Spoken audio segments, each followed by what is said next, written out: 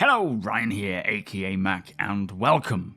Chris Roberts has commented on Spectrum with good news and potentially bad news. As always, a huge thank you to all of my patrons and channel members. Thank you so much for the support, it is truly appreciated, and if you do enjoy my videos, please do consider subscribing and helping the channel to grow.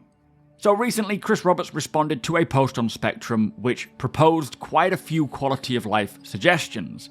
Now, long story short for this post is that he appreciates the very detailed suggestions, of which many fixes and improvements for these issues are already getting addressed, and those that aren't will likely be made note of. Now, he goes on to say from here on out, they will be continuing to fix many bugs and improve quality of life as much as possible, which he says includes many long-standing issues, and thanks to all of the work that is going on for Squadron 42, a lot of these issues highlighted in this post are already resolved. And as Chris puts it, we've now hit an inflection point in Squadron 42's development that allows us to start bringing this work into Star Citizen in the near future, and that this will dramatically change the feel and polish of Star Citizen. So firstly, great to hear this, although somewhat expected, as all of the work going on for Squadron needs to be to a polished, releasable, finished quality, so naturally, if that was then to come directly into the persistent universe, then these changes should feel the same for the PU as well, and mean that the PU will start to feel more polished and less janky in many areas. Now, the potential bad news is regarding the database and the rollout of persistent entity streaming for 3.18. As we know, this was not a smooth process at all, and how it has caused the database to have major issues at load, in which Chris does go on to blame the database company somewhat for the software that they got from them, which to me, we can all argue till we're blue in the face as to who's to blame, but it won't make the slightest bit of difference and won't solve anything. So I don't care who's at fault, I just care about what it means for the project and what is being done. And Chris Roberts says they have the top engineers from this database company working on it, and CIG are assessing other potential databases to switch to if the unreliability continues with the current one.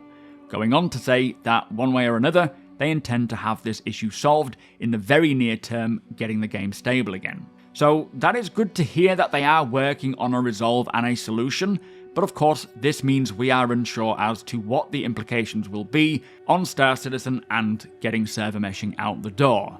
What I would like to know is, can they still continue with getting server meshing done with the current database, which I suppose they don't know yet, they will continue to monitor this, or do they need to find a new database?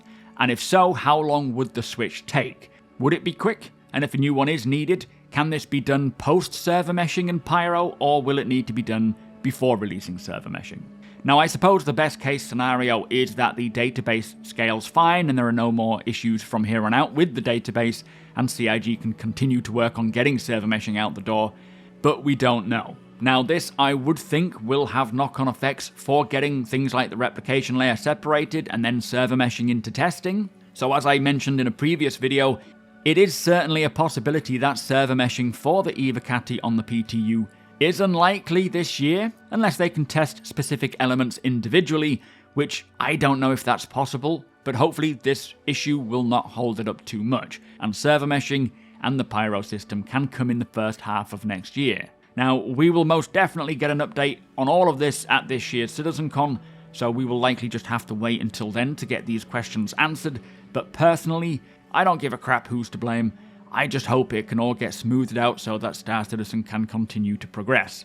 The good news, as I say though, is that 3.20.1, 3.20.2 and 3.21, the 3 upcoming patches for the remainder of this year, should bring a lot of quality of life improvements, polish and bug fixes, bringing the playability and quality of Star Citizen up to a whole new level while we wait for 4.0.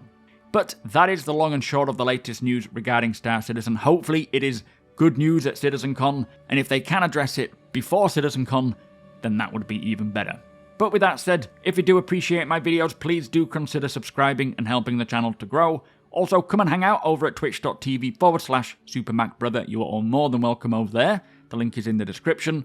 Hit the thumbs up if you don't mind, it does the channel a big favour, and tick that notification bell if you would like to be notified when my videos go live. Again, a huge thank you to my patrons and channel members. Thank you for watching, and I'll see you in the next one.